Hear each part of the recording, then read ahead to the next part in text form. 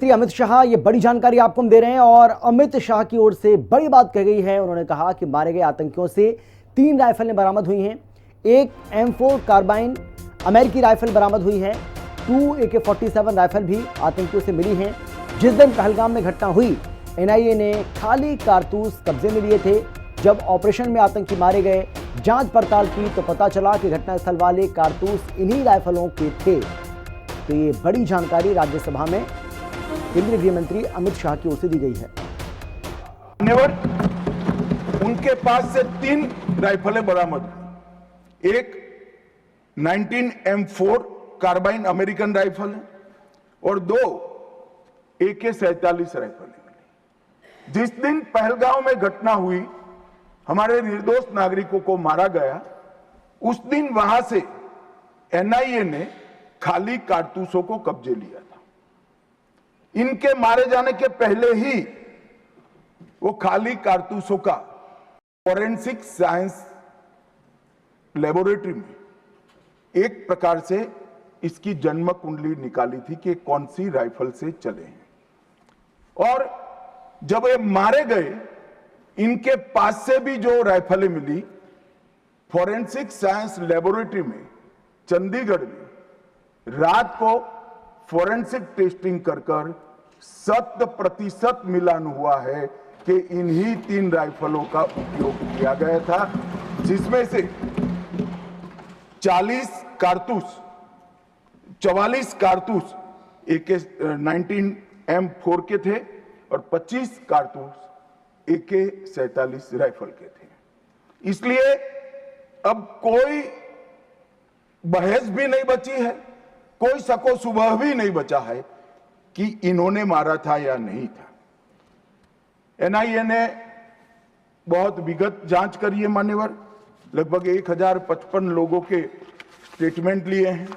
इसके आधार पर इनके रेखाचित्र भी बनाए गए।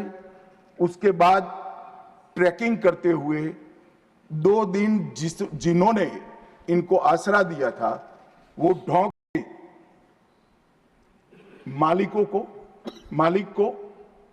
मालिकों को और उनकी वृद्ध माता को भी पूछताछ करी थी। ये जो मृतदेह मिले आतंकवादियों के, उसका परिचय, उसकी शिनाख्त ये तीनों लोगों ने कर ली है। ये तीनों लोगों ने कहा कि यही आतंकवादी है जो 21 तारीख को हमारे ढोंक में रुके थे और हमसे खाना लेकर गए थे। तो एक और सबूत हमारे पास आ चुका है। चेहरे का मिलान भी कैमरे के माध्यम से बहुत अच्छे तरीके से संतोषजनक रीत से हुआ है। और ये जो सफल ऑपरेशन हुआ मान्यवर, इसलिए मैं सेना, CRPF, Jammu Kashmir police, NIA के अधिकारी और FSL के विद्वान अधिकारियों को बहुत बहुत साधुवाद देना चाहता हूं। गौरवान्वित किया है मोदी जी का नेतृत्व जो है मान्यवर, भावुक नहीं है। भावुक नेतृत्व होता है, वो रोने भी लगता है, कई बार शकम भी हो जाता है। मोदी जी का नेतृत्व संवेदनशील भी है, निर्णायक भी है और दृढ़ भी है। मैंने देखा है कोरोना 370 ऑपरेशन सिंदूर, ये सारा छोड़ दो। कोरोना में मैंने देखा है इससे बड़ी आफत इस सहस्त्राब्दी में भारत पर नहीं आई थी। अड़ीग होकर अपने रास्ते पर चलते रहे और जब कोरोना समाप्त हुआ, पूरी दुनिया ने कहा सबसे अच्छा प्रबंधन भारत ने किया।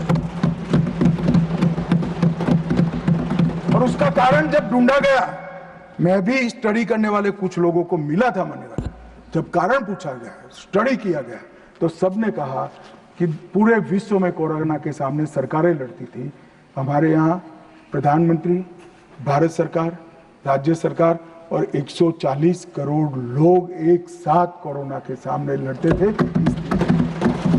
मजाक उड़ाते, घंटी बजाने से कोरोना चला जाएगा, दिया जलाने से चला जाएगा,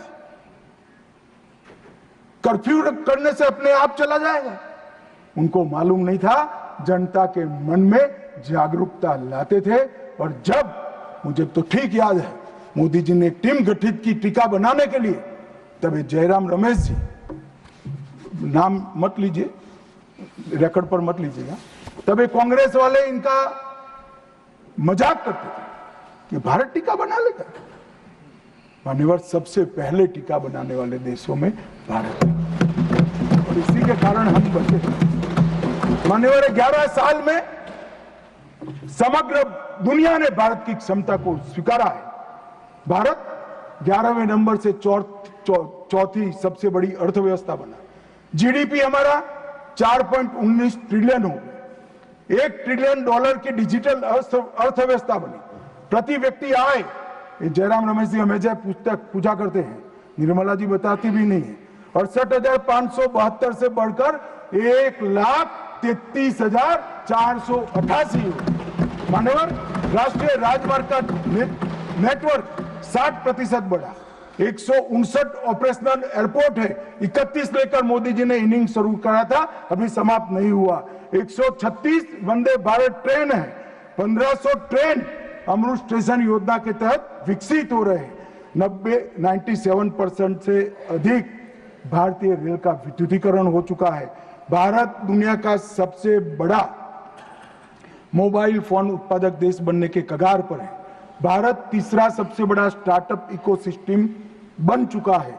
मोदी सरकार में 118 यूनिकॉर्न बने। रक्षा क्षेत्र में हमारा उत्पादन 1.27 लाख करोड़ हुआ और निर्यात 21,000 करोड़ हुआ। विश्व का सबसे बड़ा पुल भारत में है। विश्व का सबसे लंबा पुल भारत में है। देश का सबसे लंबी अटल सेतु भारत में बनी। भारत का पहला वर्टिकल लिफ्ट रेल पुल मोदी जी के समय में हुआ और सबसे बड़ा एनएच भी मोदी जी के समय में बना। और सबसे बड़ी उपलब्धि, कई पीढ़ियों से गरीबी जिनको डस रही थी मान्यवर, 60 करोड़ लोगों को घर में बिजली, गैस, शौचालय, शुद्ध पीने का पानी, 5 किलो अनाज और 5 लाख तक का इलाज देने का काम। ये नहीं समझ रहे। आपकी जो इच्छा हो मैं मान्यवर एनालिसिस के साथ इस सदन में जिम्मेदारी के पूर्वक कहना चाहता हूं, जब भी भारत की आजादी का इतिहास 25 साल के बाद शताब्दी के वर्ष लिखा जाएगा, ये मोदी एरा स्वर्ण अक्षरों से लिखा जाएगा, किसी ने समझा। और मान्यवर, कई सारे चीजें जो भारत के स्वाभिमान से साथ जुड़ी थी, हमारे इतिहास के साथ, हमारी संस्कृति के सम्मान के साथ, वो सारी चीजों को इन्होंने 75 साल तक लटका कर रखा। मैं आज एक लिस्ट पढ़ना चाहता हूं। अचीवमेंट जो हुए, आर्थिक विकास हुआ है, प्रजा का आत्मगौरव उड़ा है। आर्टिकल 370 को हमने हटा दिया, 3 तलाक समाप्त कर दिया, यूसीसी शुरू हो चुका है, राम मंदिर का निर्माण अयोध्या में रंग चंग के साथ हो गया। न्यू एजुकेशन पॉलिसी में मातृभाषा में शिक्षा पर हमने बल दिया।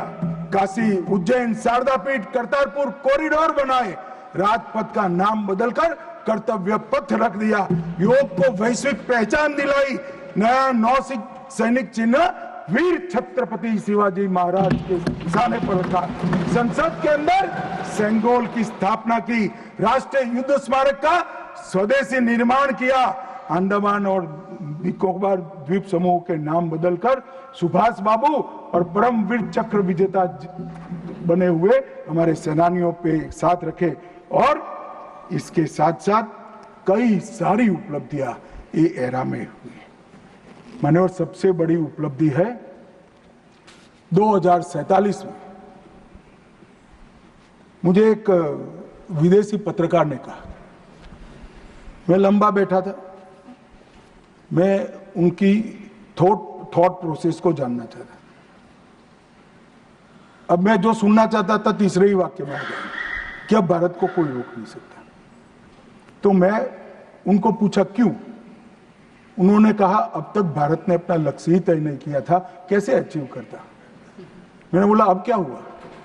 कि अब मोदी जी ने तय कर दिया कि जब 100 साल का भारत होगा, आजादी के 100 साल होंगे, तब विश्व में हर एक क्षेत्र में हम नंबर 1 पर होंगे और महान भारत। और मान्यवर मुझे मालूम है मोदी जी का ये भाषण, मोदी जी का ये संदेश आज 140 करोड़ भारतीयों का संकल्प बना हुआ है और मुझे विश्वास है 140 करोड़ भारतीयों पर और हमारे युवाओं पर। शायद हम में से काफी लोग 2047 में नहीं होंगे, परंतु 2047 में जो भी भारतीय होंगे वो देखेंगे कि विश्व में भारत नंबर 1 बन चुका है। मान्यवर, भारत को नंबर 1 बनना है तो हमारी बाहरी सुरक्षा और आंतरिक सुरक्षा बहुत महत्वपूर्ण है। ऑपरेशन सिंदूर की चर्चा में मैं देश की जनता को कहना चाहता हूं, युद्ध होता है तो हमला वहां पर से भी होता है, यहां से पर से एक भी हमला ऐसा नहीं जाएगा जिसका जवाब दिया नहीं जाएगा और आतंकवाद को हम समाप्त कर रहेंगे। और फिलहाल इतना ही। छोटे से ब्रेक के बाद फॉर्म लौटेंगे। आप देखते रहिए हिंदी खबर, क्योंकि हिंदी खबर पर खबरों का